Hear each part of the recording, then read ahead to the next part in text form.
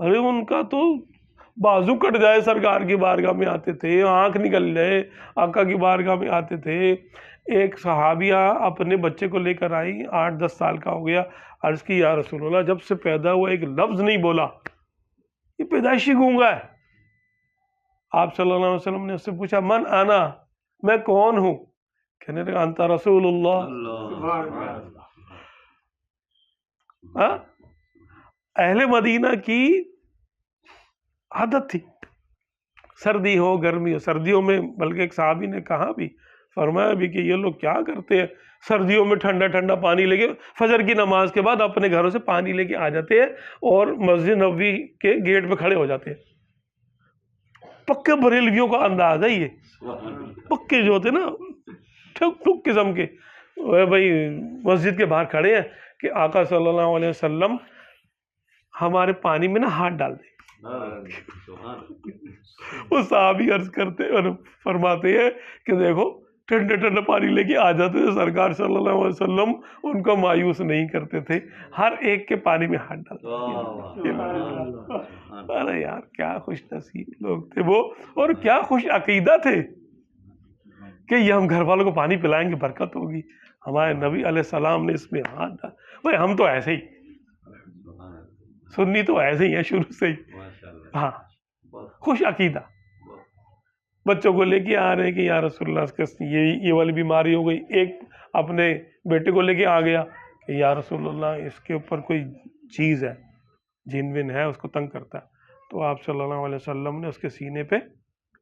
ہاتھ مارا ایسے، فرمایا اخرج اخرج انا رسول اللہ، تو اس کو کہہ آئی، اس کے منہ سے بلی کی طرح کی کوئی چیز نکلی اور نکل کے بھاگی، وہ ٹھیک ہو گیا۔ ارے تو آقا صلی اللہ علیہ وسلم نے اس کو اس موقع پہ یہ نہیں فرمایا کہ تم میرے پاس کیوں آیا، میں کیا کر سکتا ہوں، میں تو تمہارے ہی جیسا ہوں، تم نے قرآن میں نہیں پڑھا قل انما انا بشر مثلکم، وہ اور بات ہے، وہ اور بات ہے کہ میں تمہارے جیسا بشر ہوں دیکھنے میں، یوحا الیہ، لیکن اللہ کا قرب حاصل ہے، وہی آتی ہے، میں وہ جانتا ہوں جو تم نہیں جانتے، وہ مقام ہے جو کسی اور کا نہیں ہے۔ تو زبان حال سے آپ صلی اللہ علیہ وسلم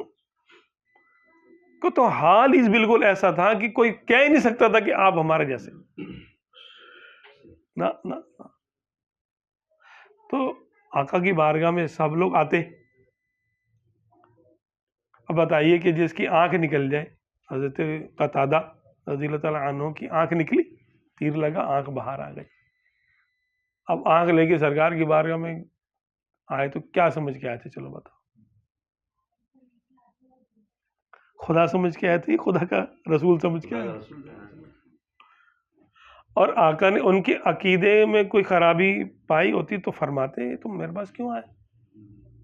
جاؤ کعبے میں چلے جاؤ، وہاں جا کے دعا کرو، اللہ کا گھر ہے۔ اور میں چلو ٹھیک ہے، لعاب دہن لگایا، آنکھ لگا لی، آنکھ روشن ہو گئی،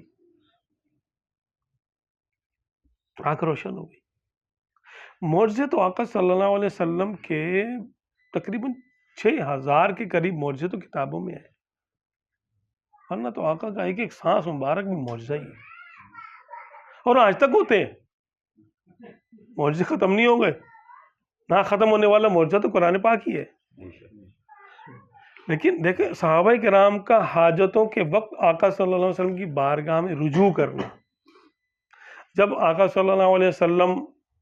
دنیا سے تشریف لے گئے اس وقت بھی صحابہ کرام کا سرکار کی بارگاہ میں حاضریاں دینا، اور کسی نے اس پر کوئی